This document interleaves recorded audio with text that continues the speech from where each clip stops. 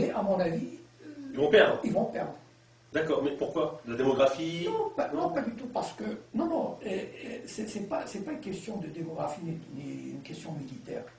Les Israéliens, à un moment donné, de deux choses, ou bien ils vont continuer à coloniser, etc. Et à un moment donné, ça deviendra intenable.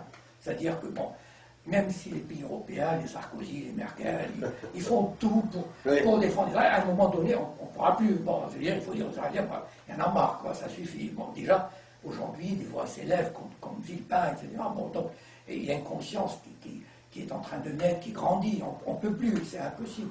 Donc, si on oblige Israël à faire des concessions, ça va être la guerre civile en Israël.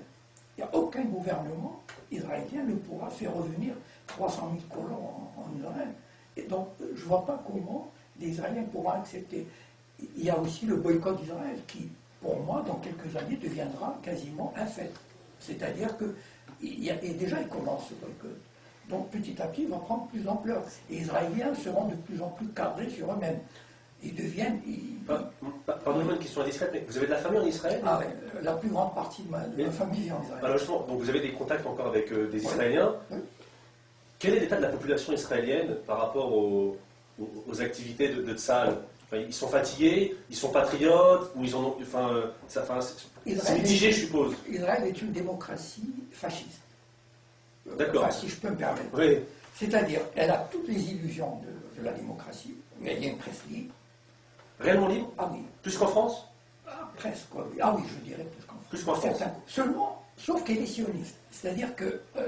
Oui. c'est-à-dire, elle défend l'idéal sioniste. Donc, on a réussi cet état d'esprit. C'est-à-dire, les enfants grandissent avec le nationalisme, amour du drapeau, de l'armée, devenir un héros, etc. Donc, tout ça fait que même des gens comme mes parents, ma famille, etc., des gens simples, analphabètes, presque ignorants, qui sont partis en Israël, on leur a dit ceci.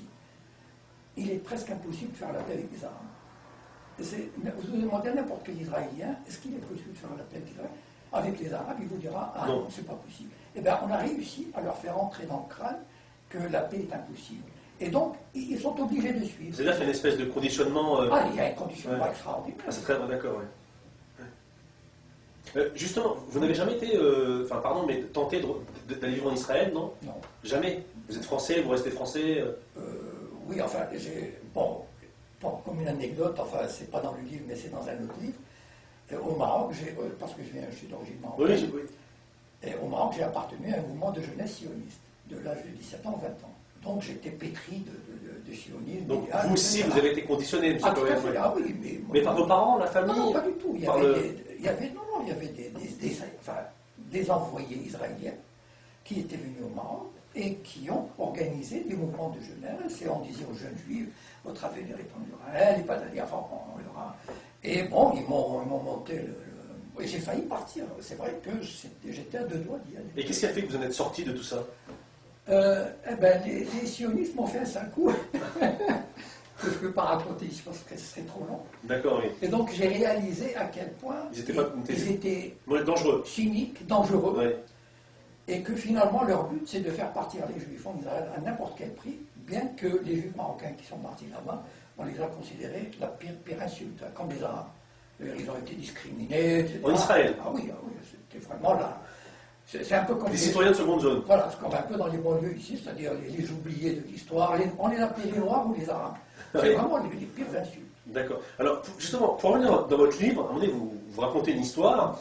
En gros, il y a un message à faire passer dans les médias. Donc, et MST, c'est Michel Samuel Taïeb. Michel Samuel Taïeb. MST, en fait, appelle des personnes, donc des journalistes, pour faire passer le bon... journaliste de Canal. Voilà, journaliste de Canal, pour faire passer le bon message dans les médias. Voilà. Bon. Moi, je lis ça, je sais... Donc c'est un roman inspiré de faits réels. Quand je lis ça, ça m'interloque. Mais la question qui me vient tout de suite en tête, c'est le fait de dire ça dans votre livre, n'avez-vous pas peur justement décréditer encore plus l'idée sur laquelle les Juifs dirigent tout?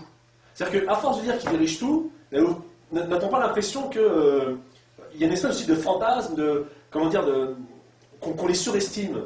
C'est quand on lit dans votre livre, MST appelle le journaliste, 3 semaines plus tard, on apprend, oui, le message est passé dans les médias. Enfin, est-ce que c'est pas dangereux un peu de dire ça? Parce que les gens qui veulent lutter contre le sionisme ou contre l'empire mondialisé, ils peuvent être découragés devant tant de puissance. Est-ce que vous n'avez pas peur justement de... Bon, d'abord, je ne connais pas le degré de puissance, mais pour moi, c'est un fait qu'il y a manifestement une influence grande. Oui. Je ne peux pas dire jusqu'à quel point, etc. Bon. Mais enfin, il y a une influence grande des Juifs ou des Sayanim ou des partisans d'Israël qui ont réussi à former, comment dire, à formater les médias à penser d'une certaine manière. Par exemple. Mais ça ne marche pas toujours, par exemple. Si, ça ne marche pas toujours. Sur la flottille de Gaza. Heureusement, on est dans un pays quand même libre, où il y a des gens qui pensent différemment, où il y a des gens courageux et des médias courageux qui refusent de se soumettre. Pour prendre un exemple concret, la flottille de Gaza, la presse française, dans l'ensemble, dans une large majorité, a quand même condamné l'agression israélienne. Alors, pourtant, on ne sait pas. Enfin, pourtant, c'est pas vraiment. Sauf que eux, ils glissaient, par exemple, au lieu de dire, par exemple, la flottille humanitaire, ils disaient la flottille islamiste. Enfin bon, ils glissaient. D'accord. Voilà, des petits messages. Voilà, ils glissaient des petits messages, genre, il faut quand même se méfier de cette flottille, on ne sait pas à qui ils appartiennent, etc. Voilà. Et par exemple, quand il y a eu la guerre de Gaza, la terrible répression, les bombardements au phosphore, etc., moi je me souviens sur Arte, dont le conseil de surveillance est présidé par un certain BHM. Bon, toujours lui. Toujours lui. Et qui a d'ailleurs que Sarkozy a félicité pour sa nouvelle, la prolongation de sa présidence. Ben, je me souviens d'Arte, chaque soir, il fallait qu'il nous dise, voilà, alors qu'il y a des centaines de Palestiniens qui mouraient sous les bombes au phosphore, etc., il fallait que Arte nous dise, alors là, il y a une roquette qui est tombée à 300 mètres à Ashkelon, à côté d'un retraité. Les malheureux, on est allé les interviewer sur leur balcon au soleil, comme ça. Oh, qu'est-ce qu'ils sont bêtes. Ils sont angoissés, vous ne pouvez pas vous imaginer. Alors, tous les soirs, ça, alors que des enfants mouraient par centaines. Voilà. Donc, pour vous, la mainmise des sionistes est réelle sur la presse française? Il y a une certaine mainmise. Une certaine mainmise. On ne peut pas dire une certaine influence. Voilà. Ah oui, c'est évident. Et cela se passe grâce au Sayanim. C'est pour ça que je te manque. J'ai voulu faire ce livre en introduisant des gens des médias pour montrer que, dans des cas concrets, comment ils agissent. Comment par exemple, voilà, comment ils interviennent. Alors, justement, un cas concret. Prenons un juif qui s'appelle David. Il a 30 ans, il est professeur, enfin, il est docteur, dentiste, journaliste, garagiste. Comment il devient Sayan? Comment ça se passe? C'est un agent du Mossad qui vient le chercher? D'abord, voilà. Disons que, je cite un auteur qui disait qu'il y a potentiellement 1 million de Sayanim en puissance. Ah oui, 1 million de juifs qui pourraient devenir des Sayanim. Mais le Mossad n'a pas besoin. Par exemple, en France, il y aurait entre 50 000 et 100 000 juifs qui pourraient devenir des Sayanim. Mais le Mossad n'a pas besoin de tant de gens. Le Mossad, mettons, aurait dans les 3 000 Sayanim en France. Pourquoi? Parce qu'il a besoin seulement de couvrir le territoire et les domaines d'activité. Bon. Par exemple, il a besoin d'avoir quelques garagistes, quelques agents immobiliers pour une cache, d'avoir des gens dans des médias, d'avoir des gens au gouvernement, au Parlement, etc. Donc, qui permettent de faire passer les messages. Et comment on devient? Bon, d'abord, probablement, parce que comme j'ai jamais fait partie, donc je ne sais pas. Enfin, vous avez été dans un groupe sioniste de 17 à 20 ans. Ah oui, mais c'est pas pareil. C'est pas pareil. Non, mais ici, il est probable que quand on fait partie du Bnei Brit, c'est-à-dire la franc-maçonnerie juive internationale, il y a des chances, enfin, on est pro-israélien, à fond.